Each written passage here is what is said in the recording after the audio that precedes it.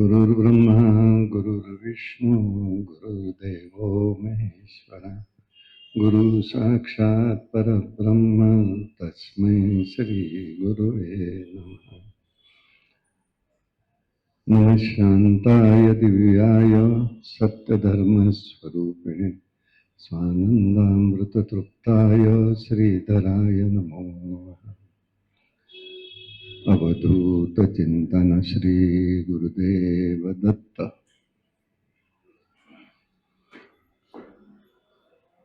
श्री गुरुचरित्र अखंड पारायण या संस्थेचा हा एक उपक्रम आहे। हे ह्या उपक्रमाचं यंदाचं 71वं वर्ष आहे। सद्गुरूंच्या कृपेने आणि भगवंताच्या कृपेने त्यातली 60 वर्ष ही इथे या सहभाग घेता आलेला आहे। 10 वर्ष पहिले कार्यकर्ता म्हणून आणि 1975 पासून 74 पासून सगळी या उपक्रमाची जबाबदारी म्हणून। महत्वाचं मार्गदर्शन एक होतं। पूजनीय गुळवणी महाराज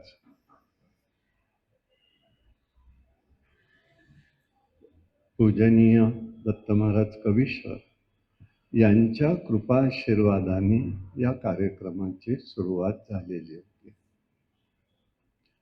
1955 साली शंकराचार्य मठामधले असलेले एरंडे स्वामी ते 1955ला 555 नारायणपेठमध्ये खिस्ती राहायचे। तिथून पालखीने मिरवणूक इकडे यायचे आणि दत्त महाराजांचं प्रवचन असं सुमारे 84-85 पर्यंत चाललेलं होतं। सहज बोलणे हाच हितोपदेश याप्रमाणे या ठिकाणी महाराजांचं बोलणं सहजतेने जरी असलं तरी मानवी जीवनाच्या कल्याणाच्या भूमिकेतनं सगळे विचार प्रगट होत असत। म्हणून त्यांच्या मार्गदर्शनाने आणि पुढे शासकीय नियमानुसार सगळ्या सार्वजनिक कार्यातल्या उपक्रमाचं रजिस्ट्रेशन करणं क्रमप्राप्त झाल्यामुळे आता तो ट्रस्ट म्हणून रजिस्टर झाला आणि पहिले अध्यक्ष याचे दत्त महाराज कवीश्वरच होते। त्यांचाच आशीर्वाद होता, गुळवणी महाराजांचा होता। गुळवणी महाराज इथे येत असत, दत्त महाराज येत असत, अनेक महात्मे ह्याच्यामध्ये येऊन गेले। ते आतापर्यंत काका महाराज ठकारांपर्यंतची सगळी लोक आलेली आहेत। म्हणून काही वर्षापूर्वी आमच्या सगळ्यांचाच विचार मनामध्ये आला, या ठिकाणी आपण उपक्रम सुरू झाला त्यावेळेला काही एक सामाजिक राजकीय विचारांच्यामुळे या आश्रमाला 1948 नंतर सील होतो। मग इथले विश्वस्त दादासाहेब नातू, काशीनाथ शास्त्री अभ्यंकर ज्यांचा दुर्दैवी मृत्यू झाला, तिथपर्यंत ते 74 इथपर्यंत ह्या फडके सहस्रबुद्धे या लोकांनी अपरिहार्य कारणाने चॅरिटी कमिशनला सांगितलं, हा उपक्रम आमचा आहे, आमचं देवाचं कार्य करायला तरी आम्हाला मदत करा, आम्हाला उघडून द्या। म्हणून तो 1955 साली आपल्याला इथे 56 साली इथे पहिल्यांदा दत्त जयंती करता आली आणि तेवढ्यासाठी उघडून मिळाला. विशेष भाग मी मुद्दामून नमूद करतो, फडके चॅरिटी कमिशन नावाचे ग्रस्त पेंडसे होते, तर 2 वर्ष याच्यासाठी झगडावं लागलं. पण पुढे मुस्लिम चॅरिटी कमिशनर आल्याबरोबर परवानगी मिळाली. असा गमतीचा एक इतिहास मी आपल्याला फक्त सांगतो.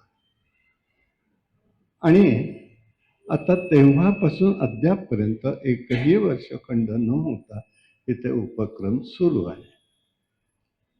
ख्रिस्तींची संकल्पना होती, दादासाहेब नातूंनी वगैरे उचलून धरली आणि ख्रिस्तींचा मुलगा आणि मी एका वर्गातले, एका शाळेतले, त्यामुळे आम्हाला तो जरा लहानपणापासूनचा सगळा संस्कार कानावर, इथेच आम्ही खेळायला यायचं आणि इथल्या कार्याच्या मदतीला यायचं असं होतं. पण तेव्हा माणसं बरीच होती, कारण शनिवार सदाशिव नारायण इथली सगळीच लोक इकडे येत असत.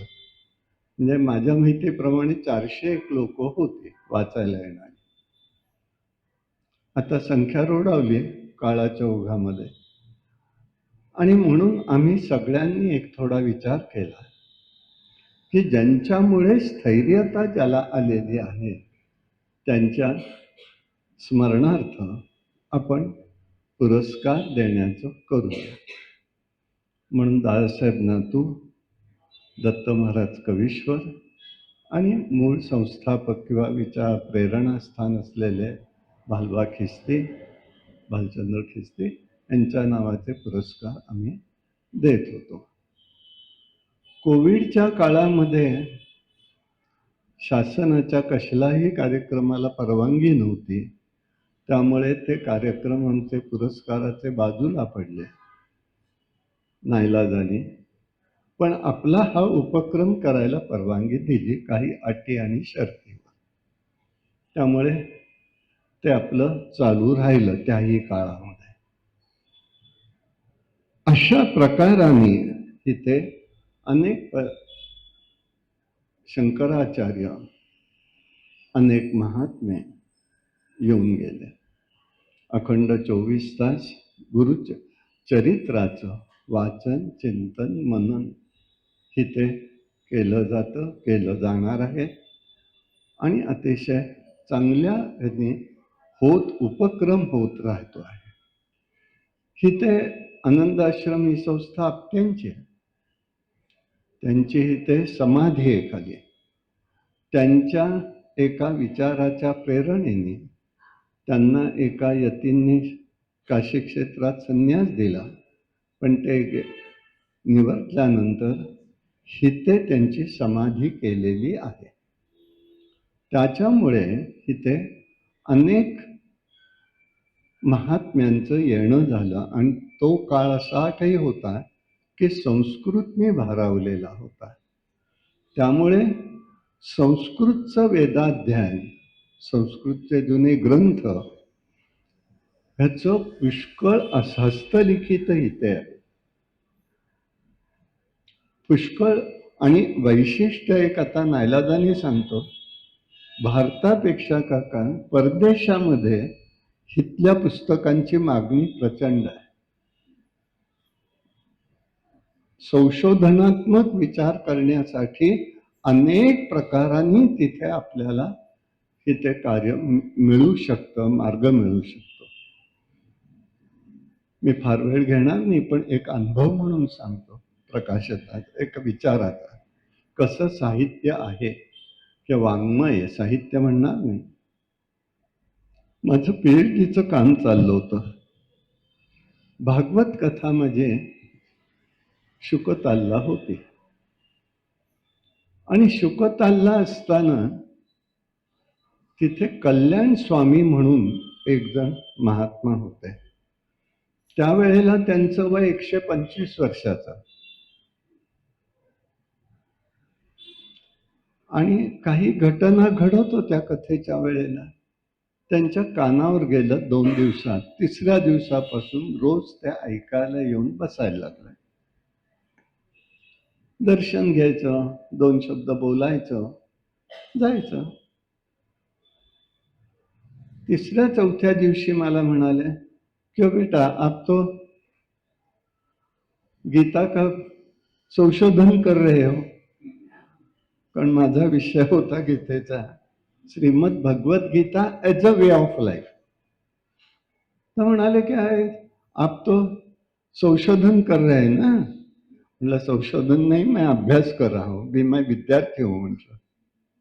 हाँ ठीक है, बताओ मुझे इसकी पहली टीका किसने की. मी मातपुरुषांनी सांगितलं, जगद्गुरु शंकराचार्यांनी. ये गलत है, आपको कुछ मालूम नहीं है. म्हटलं खरंच मालूम नाही. मग खरं कोण आहे ते सांगा. मैं नहीं बोलूंगा, आप संशोधन कीजिए. 125 वर्षाचे गृहस्थ आता ते मला म्हणतात, मला काही तेव्हापासून चैन पडेना. शेवटी अखेरचा दिवस आला, रडारड आमची ठरलेली आहे. म्हटलं स्वामी, शरण आलेल्याला सहाय्य करणं, आपण यतियात, मी भिक्षेकरी आहे, आलोय आज तरी तुमच्याकडे, मला सांगा तुम्ही. अरे मुझे आपने तो पकडा है इसमें. म्हटलं असं नाही हो. नाही, मला माहिती नाही, लक्षात येत नाही, सांगाल का नाही, आपण आपल्याला माहिती असेल. मैं बताता हूं. म्हणून त्यांनी कथा गोष्ट सांगितली.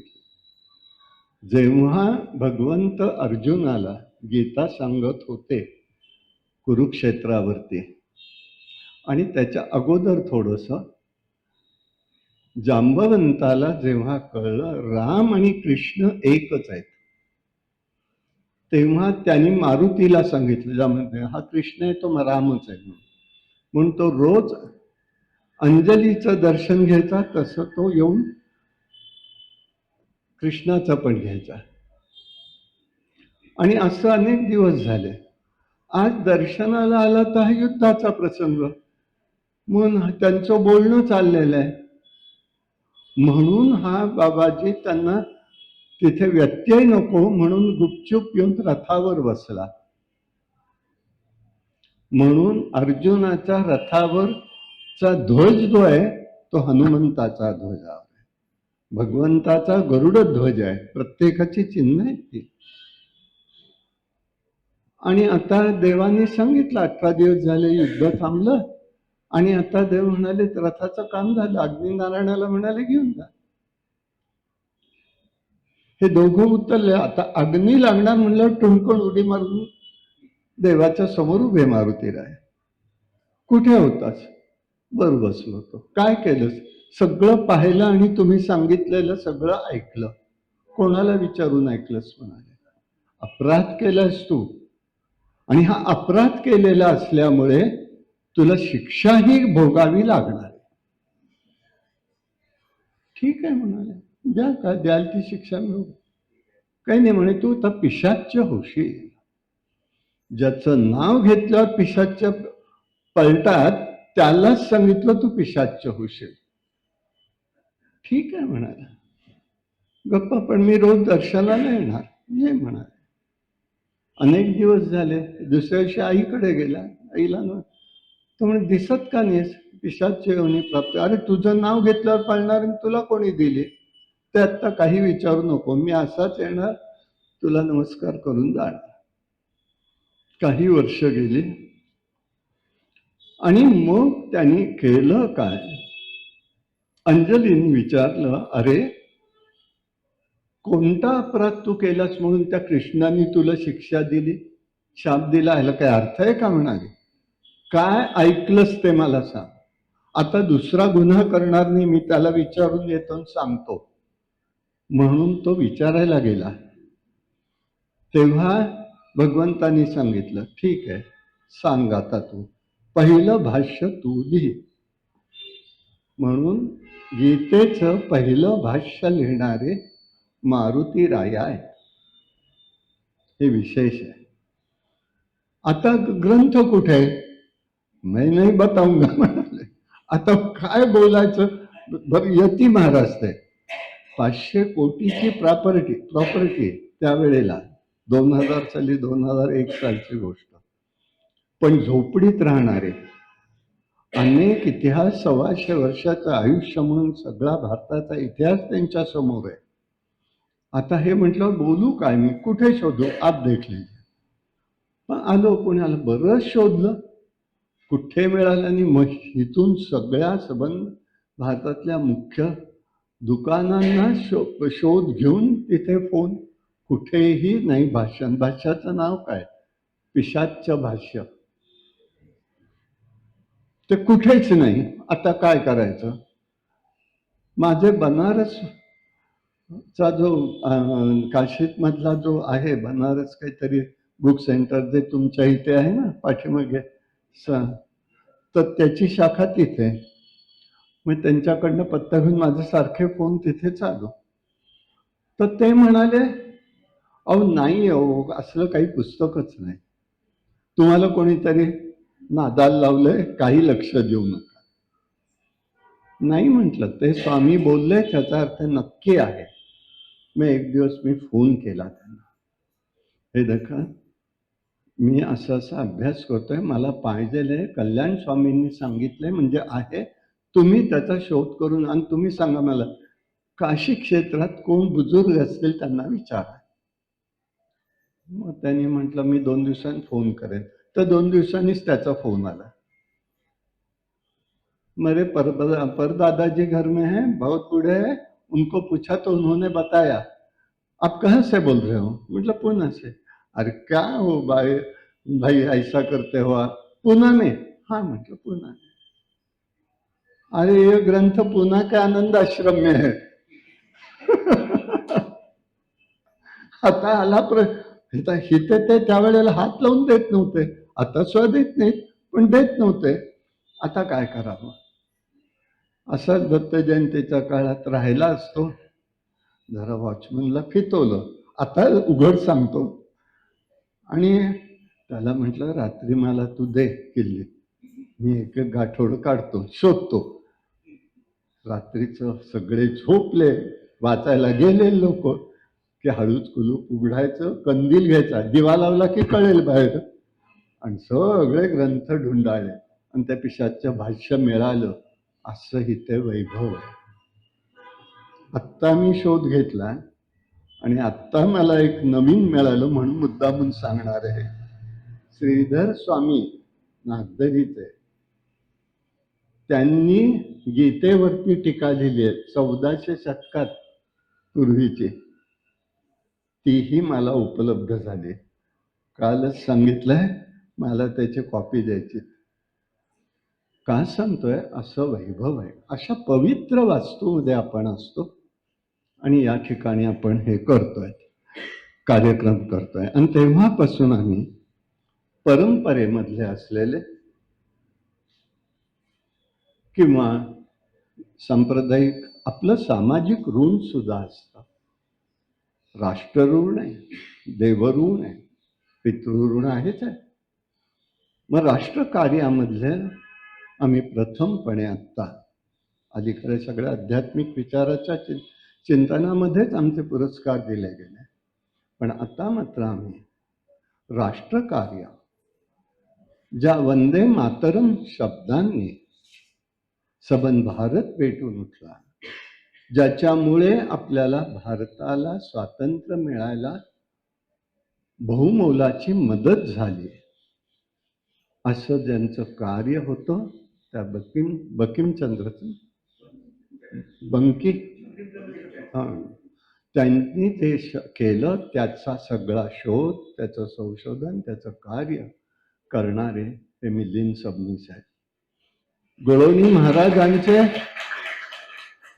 महाराजांचे अनुग्रहित असलेले त्यांचे काका, दत्त महाराजांचे अनुग्रहित त्यांचे वडील, म्हणजे ती परंपरा, हो त्यांचे अनुग्रहित म्हणजे ती परंपरा आहे. दत्त महाराजांची तीच परंपरा. आणि म्हणून आम्ही सर्व लोक त्यांना यावर्षीचा पूजनीय दत्त महाराज कवीश्वर पुरस्कार देण्याचं ठरवलेलं आहे. प्रथम आत्ता आपण पूजन करू फक्त गुरूंचं, दत्तगुरूंचं, आणि आपण प्रारंभ करू.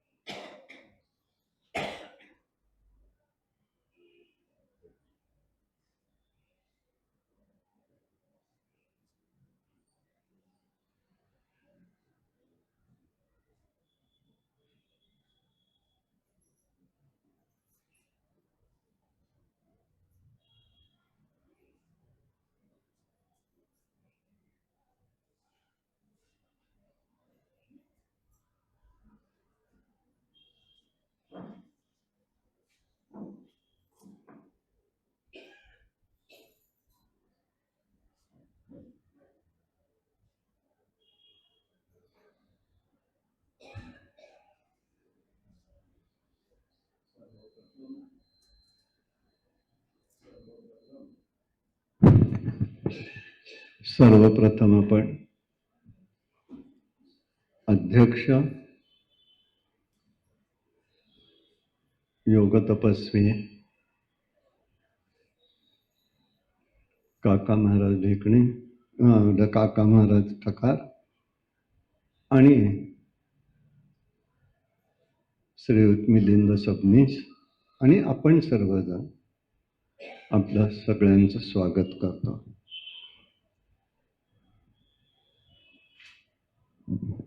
संस्थेची माहिती मी आपल्याला साधारण आता सांगितली आणि विशेष भाग एकच, आम्ही इथे कोणाकडे काहीही मागत नाही. जे येतं त्यामध्येच आमचा सगळा उत्सव होतो. भगवंत सगळं त्याच्यामध्ये पूर्तता करतो आणि दैवी शक्तीचे अनुभव सुद्धा या ठिकाणी आम्हाला त्या ठिकाणी अनुभवायला येतात. अशा प्रकारचं हे सगळे कार्यक्रम कार्य या ठिकाणी संस्थेच्या वतीने चालतात. वास्तविक थोडी आमची मर्यादा आहे. इथे यतीची समाधी असल्यामुळे समोरच्या हॉलमध्ये जे वाचन चालतं ते फक्त मुंज संस्कार ज्यांचे झालेले आहेत त्यांच्यासाठीच ते केवळ आहे. परंतु इथे आम्ही गेले 12 वर्षापासून या ठिकाणी या हॉलमध्ये सर्व समाजातल्या लोकांसाठी, स्त्री पुरुष सद्वा विधवा कोणी असेल त्याला इथे सप्तशती गुरुचरित्राचा पाठ केला जातो. सगळे मिळून करतात. ही उपलब्धी आम्ही इथे ठेवलेली आहे. अनेक प्रकारचे यज्ञागादी कर्मही इथे झाले आणि सामाजिक ऋण म्हणून आपण संस्थेतर्फे हे पुरस्कार देण्याचं काम करतो. याशिवाय ज्या काही गोष्टी सामाजिक राष्ट्रीय उभ्या राहतात त्यामध्ये सुद्धा संस्थेकडून फुलनी फुलाची पाकळी म्हणून आर्थिक दृष्टीने तिथे मदत दिली जाते. काही वेळेला काही काळात तिथले वाचक आहेत, काही वेळा मेडिकल हेल्प लागलेली आहे, वैद्यकीय मदत, त्याची सुद्धा मदत आम्ही या संस्थेच्या वतीने केलेली आहे. ती भगवंताच्या कृपेने प्रेरणेने आम्ही केलं. म्हणजे आम्ही करणारे कोणीच नाही आहोत एवढं निश्चित आमची धारणा आहे की आम्ही करणारे नाही आहोत. करून देणारा परमात्मा एक, फक्त माध्यम म्हणून आम्ही त्या ठिकाणी असू शकतो, एवढाच भाग आहे. याप्रमाणे होतं. आता काय झालंय, सगळा एकपात्री प्रयोग आहे बर का. काय आज नेमकं काही अपरिहार्य कारणामुळे आमचे नेहमीचे लोक आहेत ते कोणीच उपलब्ध राहू शकले नाहीत, निवेदन करणारे, प्रास्ताविक करणारे वगैरे काही. त्यामुळे हे सगळं मला एकट्यावर आहे. सांभाळून घ्या म्हणजे झालं, समजून घ्या. काका महाराजांचा परिचय सांगायचा म्हटला तर खूप मोठा आहे. म्हणजे पुढे बोलायला नको असं काही नाहीये बरं का, बोलायला पाहिजेलच आहे. आपण बोललो पाहिजे काय होणार आहे. थोरा मोठ्यांचे आशीर्वाद घ्यायचे आहेत आपल्याला, महात्म्यांचे आशीर्वाद असले पाहिजे. आमची धारणा नक्की आहे, तुकाराम महाराज सांगतात त्याप्रमाणे, संतांचे पायी हा माझा विश्वास, सर्वभावे दास झालो त्यांचा, तेच माझे हित करीते सकळ, जेणे हा गोपाळ कृपा करी. म्हणून संतांच्या संगेनं आपण राहावं या भूमिकेने अलीकडल्या काळात ढेकणे काकांनंतरच्या उत्तराधिकारी म्हणून ज्यांना बघितलं जातं ते काका महाराज ठकार आहेत. नोकरी व्यवसाय उत्तम करून त्यांनी आपली साधना करता करता करता या एका सद्गुरु पदावरती आरूढ झालेले आहेत. अनेक त्यांचे अनुग्रहित आहेत, अनेकांना योग दीक्षा ते देतात. सहज दीक्षा या माध्यमातून लोकजागृती, जीवाचं कल्याण करण्याचा मार्ग काढतात. आणि म्हणून या परंपरेतलेच असलेले हे सबनीस कुटुंब, तेव्हा आता आम्हाला त्यांच्याच इतका वेगळं कोण मिळणार, म्हणून त्यांच्या हस्तेच हा पुरस्कार द्यावा असा एक मनात योजलं. अर्थात इतक्या ऐन वेळेला त्यांचं येणं फार मोठेपण आहे त्यांचं, खरंच मी म्हणतो. जसं आपण म्हणतो ना विंडो शॉपिंगला जाऊन काहीतरी घेऊन यावं, तसं माझं झालं. मी इथे बसलेलो होतो आश्रमाच्याच कामात, दत्त जयंतीच्या कामासाठी. डोक्यात विषय बराच वेळ असे, इतर वेळेला फार तर मीराताईंशी माझं आपलं बोलणं होत असे. मला त्यांच्याबरोबर बोलायला मोकळे पण जास्त वाटतं, अजून मला भीती वाटते तशी, म्हणून मी आपला बोलत असतो. पण बरेच दिवसात बोलणं झालं नाही. पण आज करू फोन, उद्या करू, राहत गेलं. पण मला इथल्या कार्यक्रमात ते येताना भेटले आणि सहज त्यांनी म्हणाले नाही ठीक आहे ना, मी आवर्जून येईन म्हणून. मग मला त्याचा आनंद वाटला, त्यांना बोलवणं आलं, ते आले. आम्ही खरंच पहिल्यांदाच त्यांचे मी आभार व्यक्त करतो, मीराताईंचे पण आभार व्यक्त करतो. अशा प्रकाराने अध्यक्ष इथे ते आपल्याला लाभले, हे आपलं भाग्य आहे असं आपण समजूया. संतांचे संगती मनोमार्ग गती, आकळावा श्रीपती येणे पंथे, माऊली ज्ञानेश्वर महाराजांचं सांगणं आहे. पण आपल्याला ओळखता आलं पाहिजे. आजकाल दिवस असे विचित्र आहेत की हे ओळखणंही कठीण जातं. सान्निध्यात असून सुद्धा कळत नाही. परिमळाची धाब भ्रमर ओढी, तैसी तुझी गोडी लागो मजा. ही भगवंताला प्रार्थना करावी, तसे सगळे गंध आहेत, परिमल आहे, आणि त्यामुळे आपण सगळेच जण त्यांच्या ठिकाणी आकर्षित होत असतो. अशा प्रकारे आज आपल्याला लाभलेले. आता पुरस्कारार्थाची ओळख म्हणजे मिलिंद सबनीसांची ओळख काय करून द्यायची. अगदी लहान असल्यापासून, किती लहान नाही सांगू शकत, दोघंही बहीण भाऊ आपले लहान पाहिलेले, त्याच्यामुळे मी आता त्याच्या पुढे काय बोलायचं मलाच प्रश्न पडतो.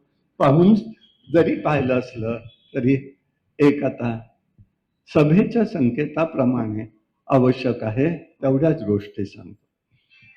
ज्ञानदा शाळेमध्ये कला शिक्षकाचं काम करून, अध्यापन करून, अध्यापक म्हणून त्यांनी काम केलेलं आहे आणि आता ते तिथून त्या शाळेमधून निवृत्त झाले. कुठेतरी संतांच्या जीवनाची साधर्मता असते. गोळवणी महाराज कसं एकमेक, जसं काही वेळेला म्हणतात असं की जेनेटिक प्रमाणे तिसऱ्या पिढीला सगळे गुण येतात, तसं बघितलं गेलं तर ही तिसरीच पिढी गोळवणी महाराजांपासूनची आहे. गोळवणी महाराजही कला शिक्षकच होते इथे शेजारच्या शाळेमध्ये. आज हेही कला शिक्षकच जाऊ शकले. आशीर्वाद संतांचा असला की कसं घडत जातं. अनेक गोष्टी घडल्या, जवळनं पाहिलेल्या आहेत. काही बोलण्यासारख्याही नाहीत म्हणून बोलणारही नाही आहे, परंतु जे बोलण्यासारखं आहे ते एकच आहे की भगवत सेवा कुटुंबातली आणि असलेली ही जी आपली सांप्रदायिक सेवा ती यांनी फक्त यांनीच संभाळली असं मला हरकत वाटत नाही. याप्रमाणे केलं. 1994 पासून वंदे मातरम या विषयाचा एक अभ्यासक म्हणून सगळीकडे भ्रमण करून त्यांनी या ठिकाणी फार मोठं काम केलेलं आहे. एकाच गीताच्या 225हून अधिक ध्वनिमुद्रिकांचा संग्रहही केला आणि विशेष भाग म्हणजे लिम्का बुक ऑफ रेकॉर्ड मध्ये 2002 साली त्याची नोंद झाली. हे वैशिष्ट्य आहे. आपल्या महाराष्ट्रीयन माणूस आध्यात्मिक परंपरेतला, पण त्यांनी व्यावहारिक पातळीवरती आवश्यक आहे त्या गोष्टी सगळ्या करून, पण ते आज एक फार मोठं भाग्याचं आपल्या महाराष्ट्राच्या आणि भारताच्या म्हणता येईल की ते त्यांनी मिळवलेलं आहे.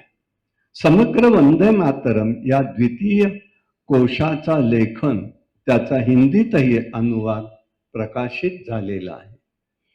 याशिवाय राष्ट्रध्वज, राष्ट्रगीत, राष्ट्रमुद्रा, ऋषी या राष्ट्रीय प्रतीकांवर स्वतंत्र पुस्तकं त्यांनी लिहिलेली आहेत. ऋषी बंकिमचंद्र यांचं चरित्र, तसंच प्रांतोप्रांतीचे क्रांतिकारक अशी 14 पुस्तकं त्यांची प्रकाशित झालेली आहेत. हे कार्य सामान्य नाही आहे. हे लोकजागृतीचं आहे, राष्ट्रप्रेमाचं आहे. आज आपल्याला गुरुचरित्राची साधर्म्य बघायचं असेल तर गुरु महाराजांनी शेवटी राजाकडे सुद्धा जागृती निर्माण करून दिलेली आहे. लेंच राजाकडे सुद्धा, बिदरच्या. म्हणजे हे सगळं कार्य एका बाजूला अप्रत्यक्षरित्या आध्यात्मिक चळवळ आणि राष्ट्रीय दृष्ट्या जर पाहिलं तर ही एक मोठी चळवळ उभी करून त्यांनी ते रेकॉर्ड तयार केलेलं आहे. कहाणी वंदे मातरमची हे पुस्तक नॅशनल बुक ट्रस्ट इंडिया तर्फे 6 भाषेत अनुवादित होऊन प्रकाशित झालेलं आहे. 6 भाषांमध्ये झालेलं आहे. हेही एक वैशिष्ट्य आहे. वंदे मातरम या विषयाचे संशोधक व अभ्यासक म्हणून ते प्रसिद्ध आहेत. दुसरा भाग एक त्यांनी केला आणि तो म्हणजे विशेष भाग म्हणजे की घरामध्ये त्यांच्याकडे मनोहरपंत सबनीस यांची भजन परंपरा होती. ती भजन परंपरा तिन्ही भावांनी त्यांच्या उचलली. विशेष भाग हे एक होता. तिन्ही भाऊ करायचे बरं का, आणि त्यांनाही सहाय्य आणि स्वतःचाही अभ्यास. तसं प्रभाकर सबनीस हे त्यांचे धाकटे बंधू, त्यांचा हा मुलगा, घरामध्ये भजनाचे संस्कार घडलेले आणि त्यामुळे त्यांचं भजन कीर्तन हा वारकरी संप्रदायाचा वारसा सुद्धा त्यांनी जपलेला आहे. संत वाङ्मय आणि कीर्तन प्रकाराबद्दलचा अभ्यास आणि त्यांचं लेखन प्रसिद्ध आहे, प्रकाशित आहे.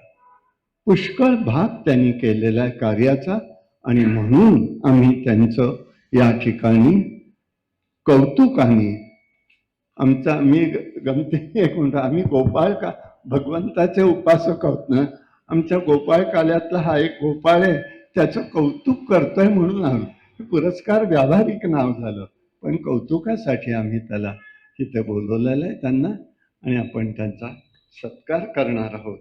अशा प्रकारचं ही ओळख आपल्याला सांगितली. आता काकांच्या हस्ते त्यांना पुरस्कार प्रदान करूया.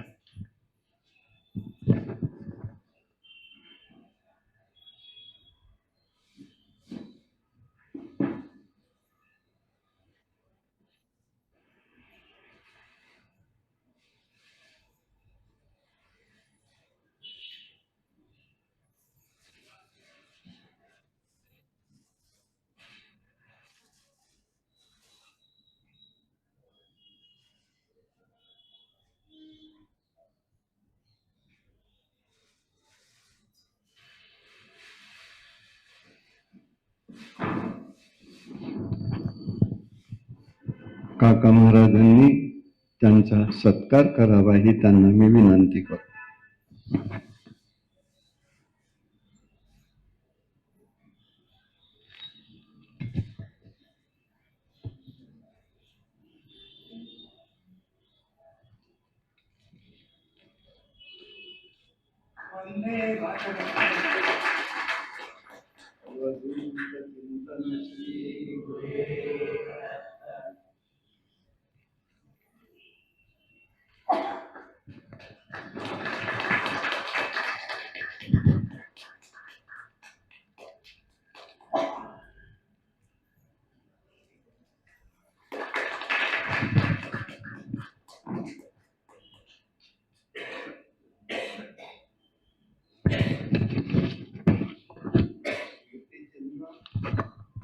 स्मृतिचिन्ह, शाल, श्रीफळ रुपये 5,000 प्रसाद म्हणून आहे.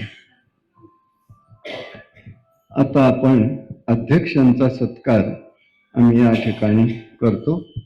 मी सुंदर सुंदर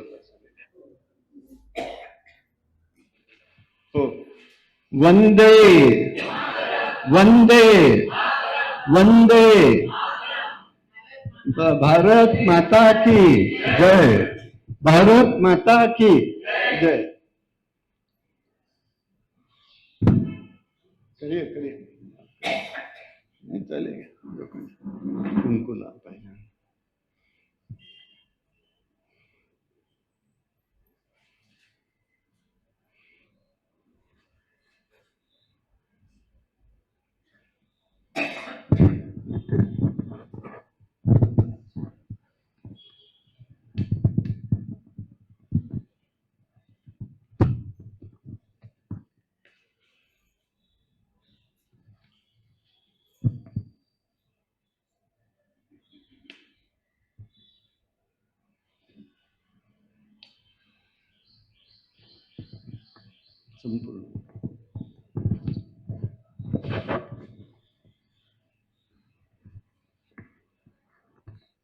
अवधूत चिंतन श्री गुरुदेव दत्त. नारायण नारायण नाही उलटा. आणि आता आपण सत्कार करूया. या दोघांच्याही सह दिला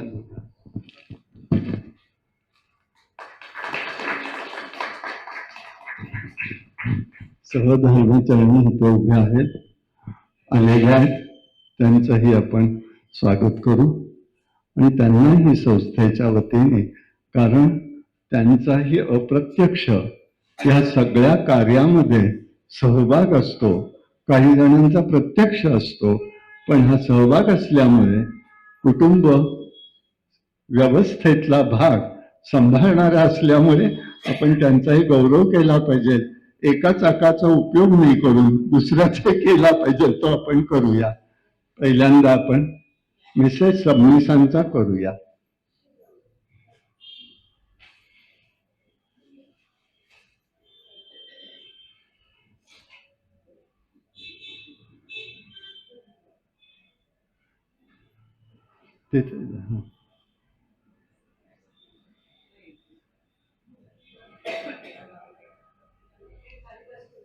बसून द्या.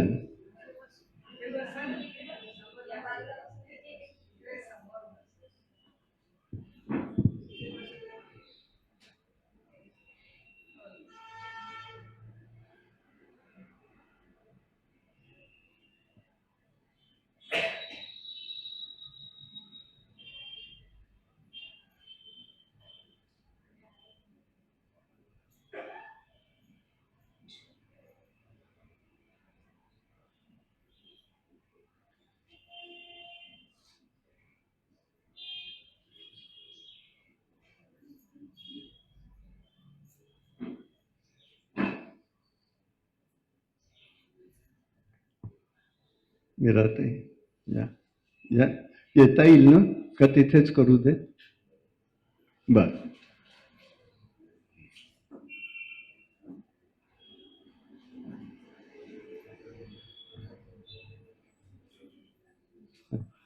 विशेष म्हणजे ह्या मॉडर्न हायस्कूलमध्ये मुख्य ह्या उपमुख्याध्यापिका ना होत्या, आणि त्यांचंही शिक्षण क्षेत्रातलं फार मोठं कार्य आहे बरं का. बसा. तब्येत खरी बरी नाही त्यांची, पण त्या आपल्या कार्यक्रमासाठी म्हणून आलेल्या आहेत. त्यांचे आभारच व्यक्त करायला पाहिजे त्यासाठी.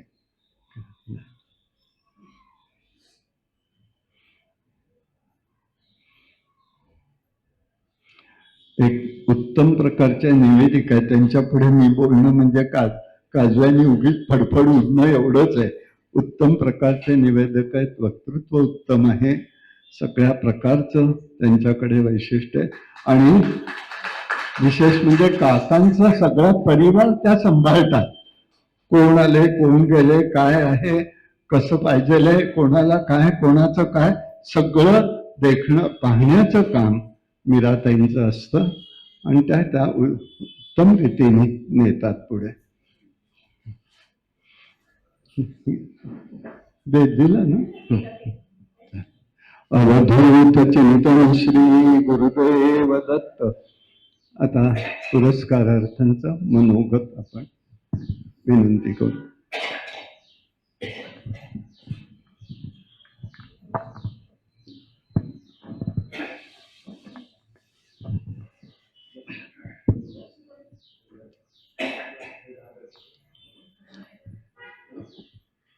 वंदे त्वां भूदेवी आर्यमातरम् जयतु जयतु पदयुगं ते निरन्तरम् मंदस्मित हास्यवदन चारुयामिनीं विकसित नव कुसुम मृदुल दामशोभिनीं धर्मस्त्वं मर्मस्त्वं त्वं यशोवरं वंदे त्वां भूदेवी आर्यमातरम्. योग तपस्वी आदरणीय ठका काका, आदरणीय अजित काका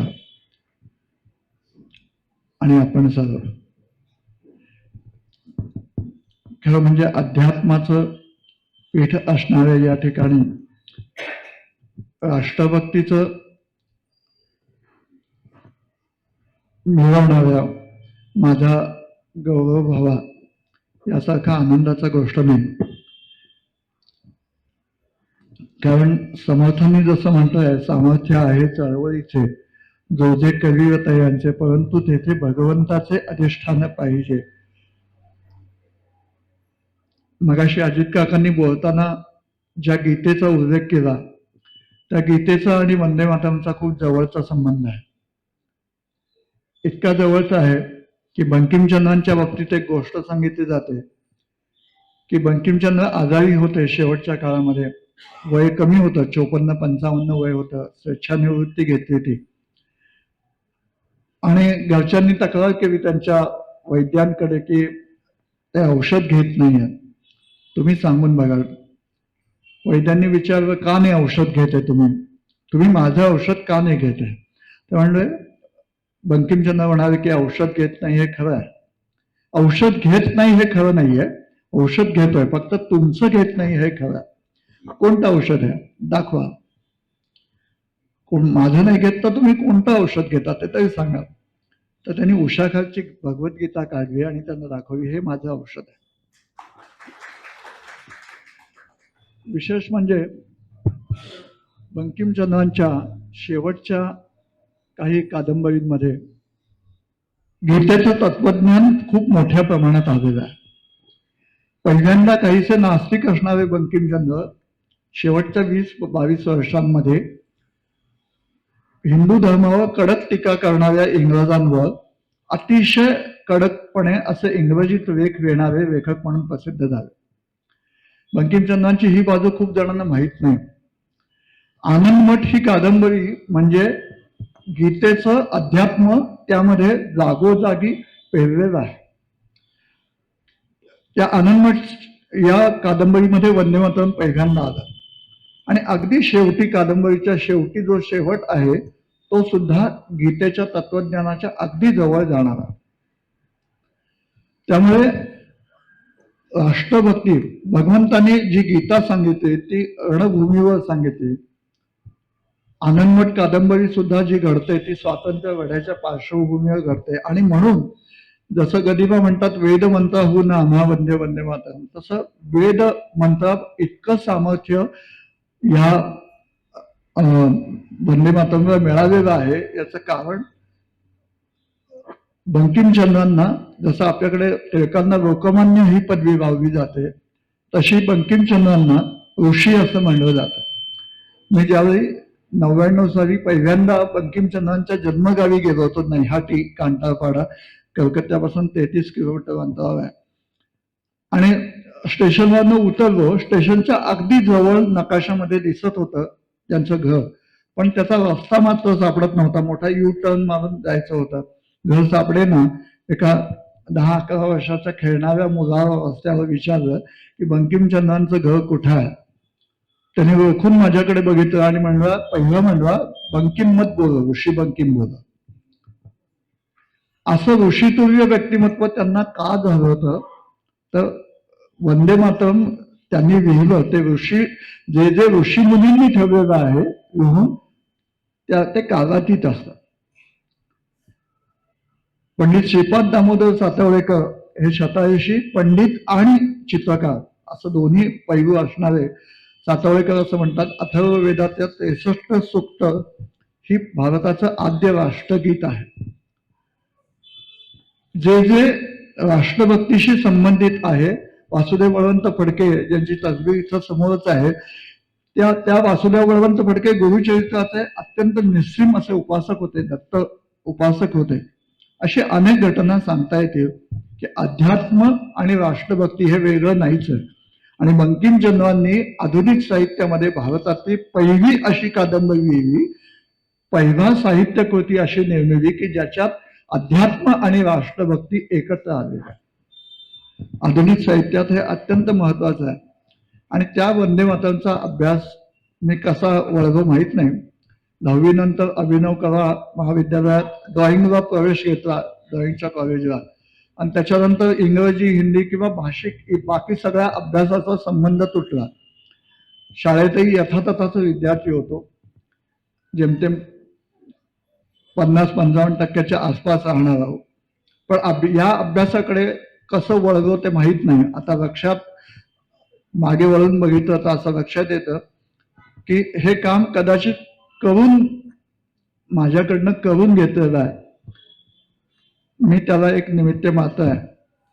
वंदे मातरमचं संशोधन म्हणण्यापेक्षा अभ्यास जो अनेक वर्ष होतो आहे, आजही तो थांबलाय असं वाटत नाही. पहिलं एक छोटंसं पुस्तक 2000 साली आदरणीय मोरोपंत पिंगळे यांच्या प्रेरणेने झालं. ते 100-125 पानाचं होतं, पण तेव्हा वाटलं की आजही पुरं नाहीये. मग पुढे 14 साली 2 खंड वंदे मातरमचे जवळजवळ कोशासारखे 1200 पानाचे झाले. आदरणीय सरसंघचालकांच्या हस्ते त्याचं प्रकाशन झालं. तेव्हाही त्यांनी विचारलं की आता पुढे काय, तेव्हा मी म्हटलं हेच काम पुढे आहे, अजून हे काम झालंय असं वाटत नाही. आणि आज वंदे मातरमची 150वं वर्ष चालू आहे. गेले 2-3 वर्ष आमची वंदे मातरम सार्धशती जयंती समारोह समितीच्या वतीनं ज्याचा पाठपुरावा करत होतो त्याला यावर्षी चांगल्यापैकी यश आलं. आम्ही घेतलेल्या पाठपुराव्यामुळे आज हे वर्ष 150वं वर्ष म्हणून केंद्र सरकार राज्य सरकारकडनं मान्य झालं, निर्णय काढलं गेलं. वंदे मातरमचं ते पोस्टाचं तिकीट काढलं गेलं. आणि मुख्य म्हणजे वंदे मातरम अनेक राज्यांमध्ये, काही राज्यांमध्ये सक्तीचं झालं, काही राज्यांमध्ये वंदे मातरम म्हणणं मुद्दामून हे काढून सांगितलं गेलं की 7 नोव्हेंबरला मुद्दामून काढलं जावं. पुन्हा अध्यात्माचा आणि वंदे मातरमच्या जयंतीचा सुद्धा संबंध आहे. तो असा की वंदे मातरमचा जन्म कार्तिक शुद्ध नवमीचा आहे. आम्ही गेल्या अनेक वर्ष तिथीने साजरं करतो. त्याचं कारण बंकिमचंद्रांच्या जीवनात नवमीचं महत्व मोठं आहे. त्यांना घरच्या दुर्गामातेच्या स्वरूपामध्ये अश्विन शुद्ध अष्टमीच्या रात्री आणि नवमीच्या पहाटे भारतमातेच्या मूर्तीचं स्वरूप त्यांच्या दुर्गामातेच्या देवीच्या ह्याच्यात झालं आणि त्यांनी अमार दुर्गोत्सव नावाचा लेख लिहिला. तो वंदे मातरमचं गद्य स्वरूप. आणि बरोबर 1 महिन्याने कार्तिक शुद्ध नवमीला त्यांनी वंदे मातरम लिहिलं. नवमी या 9 या शब्दाला आपल्या एकूण अध्यात्मामध्ये खूप मोठं महत्व आहे. आपला जन्म देखील 9 महिने 9 दिवसानंतर होतो, हे सगळं आहे. त्यामुळे जो अमार दुर्गोत्सव लेख आहे त्याच्यामध्ये 9 या शब्दांवरनं बंकिमचंद्रांनी अनेक कोट्या केल्या आहेत. नगांक शोभिनी, नवदर्शन हरी, अशा अनेक कोट्या त्यांनी केल्या. बंकिमचंद्रांचं महत्व, एखादं गीत त्यांनी, ते काही मूळ गीतकार नव्हे, संगीत ते मूळचे कवी नव्हेतच, ते कादंबरीकार. आधुनिक साहित्यातला कादंबरी हा प्रकार त्यांनी ओळखला. पण जी काही 2-3 काव्य लिहिली त्यांनी, त्या काव्यांमुळे ते आज जगप्रसिद्ध झाले. 150 वर्ष झाली तरी आज वंदे मातरमचं महत्व कमी होत नाहीये. आज या निमित्ताने वंदे मातरमच्या 150व्या वर्षात मी पुरस्कार म्हणत नाही, याला हा प्रसाद म्हणतो. कारण माझे काका, माझे वडील पूजनीय गोळवणी महाराजांचे अनुग्रहित होते. दत्त महाराजांचा आमच्या सबनीच घरावर अत्यंत वरदहस्त होता. कृपाशीर्वाद त्यांचे कायम होते. त्यामुळे त्यांच्या नावाचा पुरस्कार मिळणं म्हणजे खरं म्हणजे मला मिळालेलं त्याच्यापेक्षा मोठं कोणतं बक्षीस असू शकत नाही. अत्यंत प्रसाद स्वरूपाने तो मला मिळतोय असं मी नमूद करतो. मी पुन्हा एकदा माझा विचार याच्यासाठी केला, याच्याबद्दल आभार मानतो. वंदे मातरम. नमस्कार. आता काकांना ढेकणे सारखं ठकारांना आपण विनंती करू की त्यांनी त्यांचे अध्यक्ष 2 शब्द आशीर्वाद पर आम्हाला द्यावे. ब्रह्मानंदं परमसुखदं केवलं ज्ञानमूर्तिं द्वन्द्वातीतं गगनसदृशं तत्त्वमध्याद्विलक्ष्यम् एकं नित्यं विमलमचलं सर्वधी साक्षीभूतं भावातीतं त्रिगुणरहितं सद्गुरुं तं नमामि. ब्रह्मलीन परम पूजनीय योगीराज गोळवणी महाराज यांच्या मंत्र दीक्षा, कृपा दीक्षा प्राप्त झाली. ब्रह्मलीन परमपूजनीय योग तपस्वी नारायण काका ढेकणे महाराज यांच्याकडनं शक्तिपात योग दीक्षा प्राप्त झाली.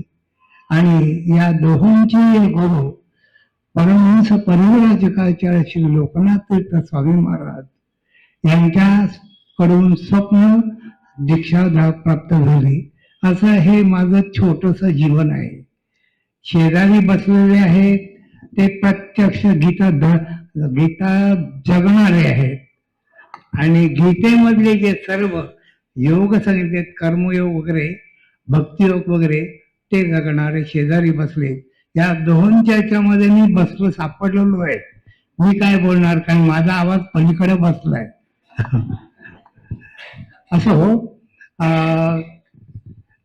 आपण ज्याप्रमाणे मातृऋण करतो, फेडतो, पितृऋण फेडतो, आचार ऋण फेडतो, तसं समाज ऋण सुद्धा आहे.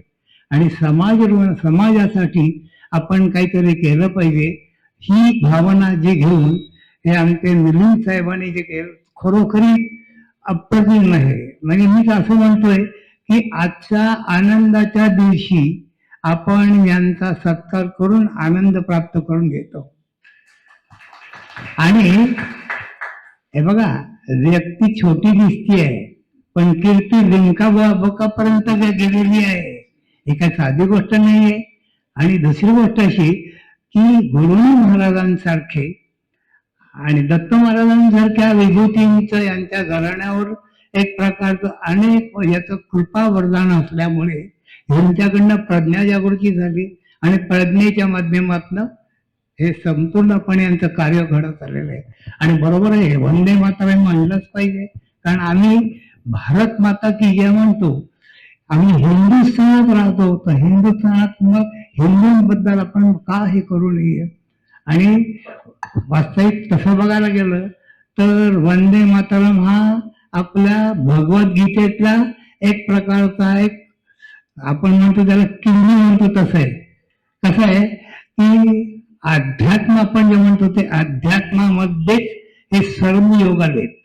कारण भगवद्गीतेमध्ये भगवंताने तपस्वी योगी श्रेष्ठ, कर्मयोगी श्रेष्ठ, भक्ती योगी श्रेष्ठ हे सगळं असताना शेवटी काय सांगितलंय की तस्मा योगी भव अर्जुन, या सगळ्याचा तू योगी हो.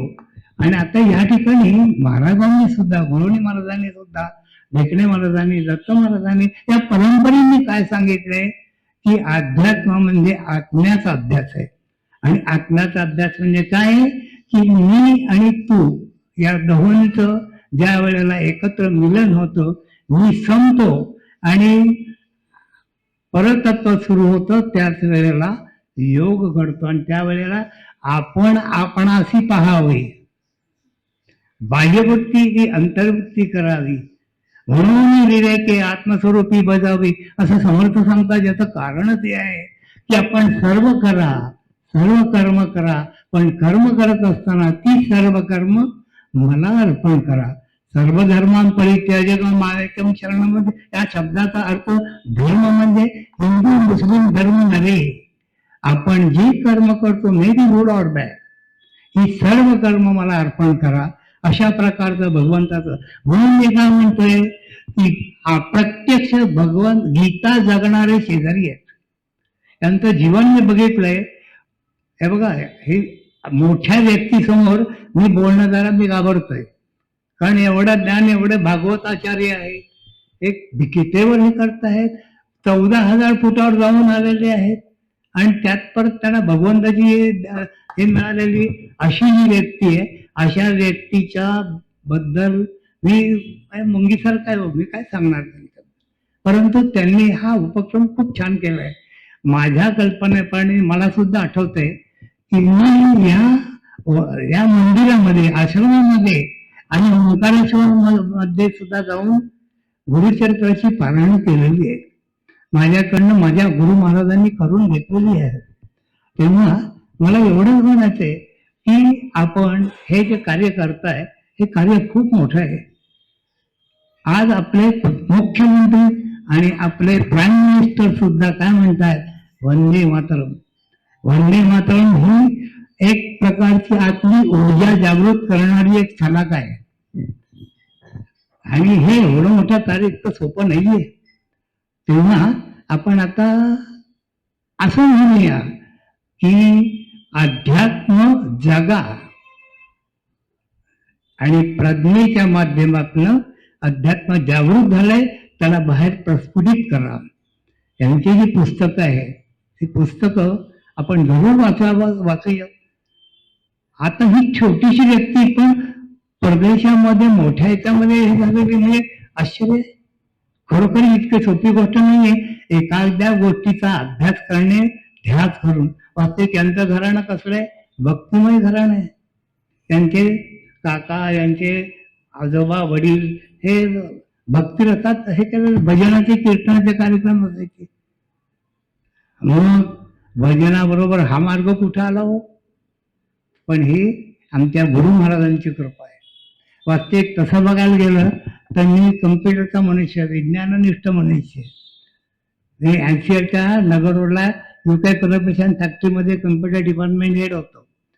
मी व्हॉलेंटरी घेतली आणि पूर्णपणे या योग मार्गामध्ये, शक्तिपात योग मार्गामध्ये पूर्णपणे झोकून दिलं. माझ्या गुरुंनी मला सांगितलं, बाबा रे इकडे तिकडे जाण्यापेक्षा, कारण काय आहे आता कसं होतं, मी रिटायर झालो की 8 तास मी करू काय, हा प्रश्न पडतो आपल्याला. मग त्यासाठी आपण रिटायरमेंटच्या आधीपासून एक चॅनल तयार करायचं. तसं माझ्या गुरूंनी मला चॅनल तयार करून दिलं. महायोगाचं सर्व भारताच्या बाहेर सगळीकडे प्रचार कर. दत्त योग जो आहे तो दत्त म्हणजे हा आम्हाला मिळालेला आहे. गुरुनी महाराजांच्याकडनं दत्त योग मिळालेला आहे आणि ढेकणे महाराजांच्याकडनं शक्तिपात योग, गीतोक्त मार्ग मिळाला आहे. या 2 मार्गाचे एकत्रीकरण झाल्यामुळे केवळ ते सद्गुरू, ते गुरुतत्व या छोट्या जीवाकडनं कार्य करून घेतात. माझी खरी ओळख जी कुठली असेल तर मी माझ्या या तिन्ही सद्गुरूंचा मी सामान्य शिष्य आहे, ही माझी खरी ओळख आहे. लौकिक अर्थाने भरपूर आहे, हो इकडे तिकडे मोठे आहे, परंतु अध्यात्मामध्ये मितूपणाची झाली बोलवणं पाहिजे. आणि त्या दृष्टिकोनातून आपण, म्हणजे मला एवढं सांगायचंय की आपण ज्याप्रमाणे कर्म करताय त्याप्रमाणे योगही करा. योगाचं आता वास्तविक खरं म्हणजे बघायला गेलं तर आजचा विषय वेगळा आहे, परंतु मला सहज जाता जाता सांगावं असं वाटतं आपल्या भगिनी वर्गाला, आपल्या बंधू भगिनींना की काय करायचंय हो. आपण संसार करतोच आहे, प्रपंच करतोच आहे, परंतु आपण जर एक स्वतःसाठी एक थोडासा वेळ दिला, एक 9 मिनिटं दिली, काय करायचं, काही करायचं नाही, मांडी घालून बसा.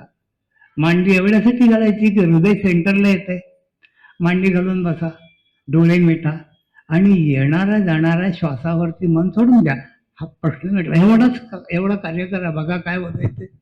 सर्व आपल्या चिंता, संकट, दुःख हे हळूहळू पण देवाला लागतं.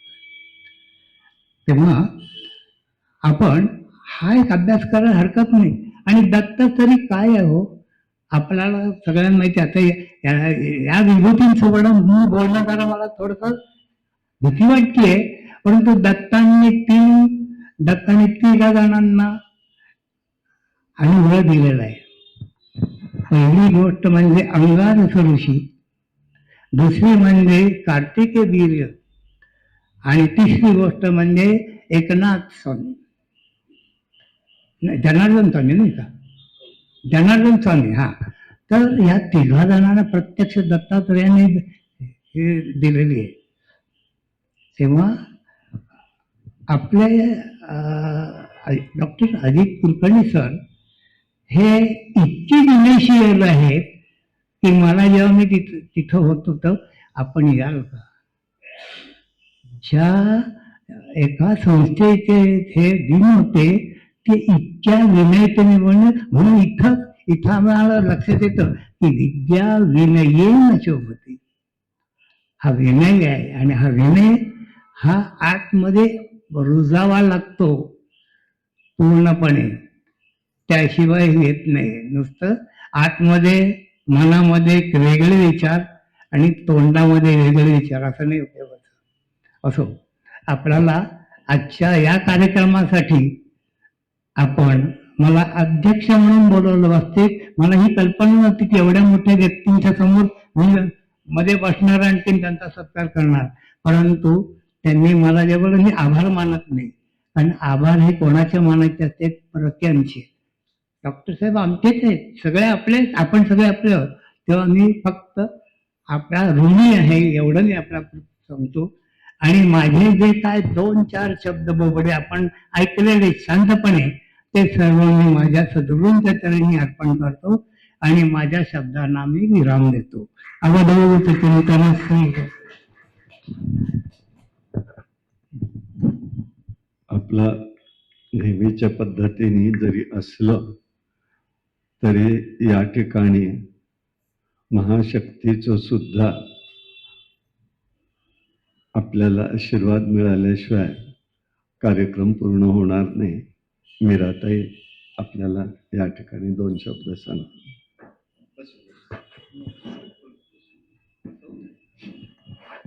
अवधूत चिंतन श्री गुरुदेव दत्त सद्गुरु श्री स्वामी महाराज की जय. म्हणजे आज तर खरं बोलणं खूप अवघड आहे, पण कुलकर्णी सरांनी काहीतरी आपल्याला काही सांगणं आणि ते न करणं हे आम्हाला पटणार नाही.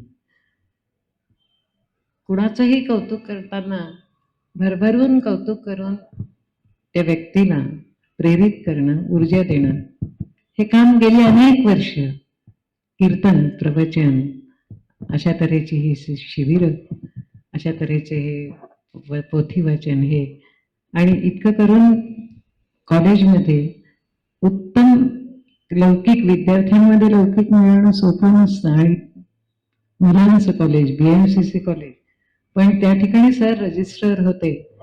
ही बाजू फारशी माहीत नसते कोणाला, पण विद्यार्थी जसं आपल्या लाडक्या शिक्षकांशी बोलतात ते करतात, तसं BMCC कॉलेजमध्ये विद्यार्थी प्रिय असलेले रजिस्ट्रार असलेले माननीय कुलकर्णी सर एक उत्कृष्ट प्रवचनकार, कीर्तनकार, ते कितीतरी लेखन असे अनेक त्यांच्या स्वभावाचे, त्यांच्या विद्येचे, त्यांच्या ज्ञानाचे पैलू आहेत. आणि हे सगळे पैलू असताना अध्यात्म न बोलता फक्त अध्यात्म जीवनात आचरणात आणणारे आमचे कुलकर्णी सर हे समाजप्रिय. आमच्या सदाशिव पेठेत नरसिंहाचं मंदिर आहे बघा. मी शाळा आणि अनेक बाकीचे सगळे उद्योग असल्या कारणाने मला त्या काळात प्रवचन वगैरे ऐकायला जायला जमायचं नाही. पण मी ज्यावेळेला दर्शनं दिसायची आणि सर त्या ठिकाणी प्रवचन करत असायचे आणि एक 7 किंवा 8 भगिनीच तिथे असायच्या आणि त्या सुद्धा वयस्कर असायच्या, तर मला नेहमी आश्चर्य वाटायचं की इतका मोठा माणूस आहे हा, आणि आमच्यासारख्या म्हणजे साध्या बायकांसाठी किंवा श्रोत्यांसाठी इतक्या लांबून येऊन अतिशय तन्मयतेने ते सगळं सांगणारे, हे सगळं बघून नतमस्तक सरांच्या कृतीकडे व्हायचं. आणि आश्चर्य वाटायचं आम्हाला की इतक्या लांबून येतात आणि तिथे काय फार मोठे श्रोते आहेत, फार मोठं हे आहे असं नाही, पण ते जे कार्य करतात हे कार्य अक्षरशः मनाला हे करणारं आहे. आणि इतका मोठा माणूस ज्या वेळेला इतक्या साधेपणाने वागतो त्यावेळेला समाजामध्ये त्यांचं स्वतःबद्दल कधी बोलत नाहीत सर. मंडळींना माहिती, भगिनींना सगळे माहिती आहे की कितीतरी गोष्टी आता हे चालवणं, कुठे पुण्यासारख्या ठिकाणी किंवा कुठेही संस्था स्थापन करणं फार सोपं आहे, पण 50-50, 55-55 वर्ष संस्था अतिशय नियमितपणे चालवणं ही सोपी गोष्ट नाहीये. त्याच्यासाठी लागणाऱ्या सर्व गोष्टी आणि विनम्रता आणि स्वतः काम करण्याची तयारी, हे सर्व गुण असलेले आमचे कुलकर्णी सर यांनी सांगितल्यावर बोललं नाही तर मला जी ती फार चूक ठरेल म्हणून मी आज बोलती, पण आज मला जरा नाही होते. तर किती बोलू आणि किती सांगू हे थोडे. आणि ज्यांचे आज सत्कार झालेला आहे ते मिलिंद सबनीस सरांनी जसं मिलिंदला लहानपणापासून पाहिलेलं आहे तसं आम्ही लांबून का होईना पाहिलेलं आहे, पण एका संस्थेमध्ये मिलिंद सरांबरोबर काम करण्याची संधी मिळाली. सरांबरोबर कुठलं गाव आहे सर ते? कुरवपूरला एका ट्रॅव्हल कंपनीने हे केलेलं होतं. 4 दिवसाचं आध्यात्मिक शिबिर होतं आणि त्या ठिकाणी कुलकर्णी सर आलेले होते. ते कुलकर्णी सरांचं जे कार्य आहे ते कशा तऱ्हेने चालतं हे त्यावेळेला पाहायला मिळालेलं आहे आणि त्यांच्याबद्दलचा आदर आणखी. तसं मिलिंद सर सुद्धा की शाळेमध्ये अतिशय विद्यार्थ्यांचे लाडके सर. आणि आम्ही ज्या संस्थेत काम करत होतो त्या संस्थेचं काम करताना सुद्धा त्यांच्या अभ्यासाचे, त्यांचे ह्याचे पैलू आपल्याला दिसून येतात. इतक्या साधेपणाने ज्या वेळेला ही मोठी माणसं समाजात वावरत असतात त्यावेळेला समाजामध्ये ज्या काही वाईट गोष्टी, त्या वाईट गोष्टी नक्कीच कमी होण्यास आपल्या सर्वांचं हे असतं. आणि अशी ही मंडळी ही आदर्श आहे, आदरणीय आहे. आणि अशा यांनी आज मला या ठिकाणी निमंत्रित केलं. सर मी या लोकांच्या कुठल्याच ह्याच्यात खर्च बसत नाही, पण सरांची ऐकायला पाहिजे म्हणून 2 शब्द बोलण्याचे प्रयत्न केले. आणि त्यांचं वास्तव्य, त्यांचे विचार, त्यांचं व्याख्यान, त्यांचं हे सगळं कार्य आपल्याला असं अनेक वर्ष पाहायला मिळो, मी सद्गुरूंच्या चरणी प्रार्थना करते. आणि ठकार काकांबद्दल बोललं नाही तर घरी वर जायचंय त्यांच्या. पण न सांगता हे घेऊन टाकली, काय ह्या रेस घेतली आणि घेतलं की वाहून ह्याला सिद्ध सवयचं योगाला. पण जे होतं ते चांगल्यासाठीच होतं. सरांसारखी जी मंडळी ज्यावेळेला समाजात अशा चांगल्या करतात गोष्टींना पाठिंबा देतात, त्यावेळेला ते कार्य होऊ शकतं. त्यामुळे त्याचंही क्रेडिट ह्या सगळ्या मंडळींना आहे. त्यांचं मी मनःपूर्वक स्वागत करते, कृतज्ञता व्यक्त करते. आणि अशा तऱ्हेने असे जे कार्यक्रम आहेत, हे कार्यक्रम नेहमीच समाजाला चालना देणारे आहेत, ऊर्जा देणारे आहेत. या ठिकाणाहून जाताना अरे बापरे, वंदे मातरमचं असं आहे, असं होतं. आणि त्यांचे जे विद्यार्थ्यांसाठी कार्यक्रम होतात ना, ते मूलतः भयंकरच प्रेरित होऊन जातात. तेव्हा असे कार्यक्रमही समाजामध्ये होत आहेत, ही चांगली गोष्ट आहे. तसे ते आणखीन अधिकाधिक व्हावे ही परमेश्वरचरणी प्रार्थना करते. सरांना नमस्कार करते आणि धन्यवाद.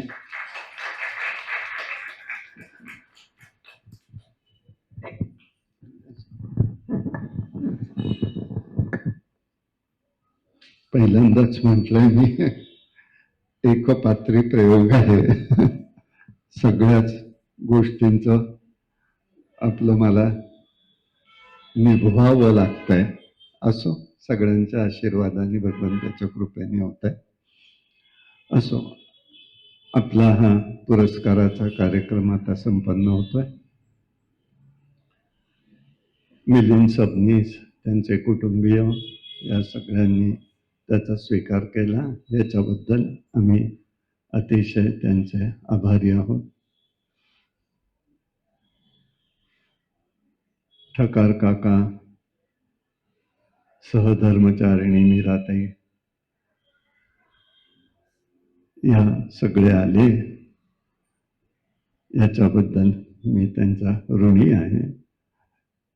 महात्म्यांचे 2 शब्द जरी आपल्या कानावर पडले तरी आपलं जीवन पुनीत होत असतं.